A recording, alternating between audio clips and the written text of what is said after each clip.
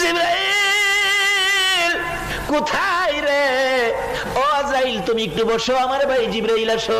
আমার আল্লাহ বলেন, জিবরাইল আমার বন্ধুর কাছে খবর নিয়ে জলদি যাও। জিবরাইল হাজির হয়ে গেলেন। ইয়া রাসূলুল্লাহ, কিসের জন্য কাঁদছেন?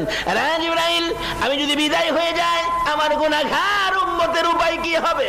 আমার আল্লাহ বলেন, জিবরাইল রে আমার বন্ধুর কানে খবর দে, আমার বন্ধু বিদায় হয়ে গেলে আমার বন্ধুর সকল উম্মতের দেখা শোনার দায়িত্ব আমি আল্লাহর কুদরতি হাতে নিলাম। আমার বন্ধু যেন না কান্দে। আজরাইল বলেন, আমি নবীজির বুকের উপর একটু হাতটা দিলাম।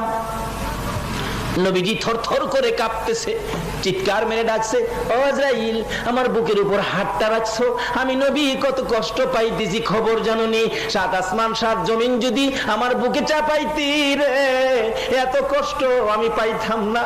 আমার আল্লাহ বলেন, বন্ধু একটু কষ্ট তোমাকে দেওয়ার কারণ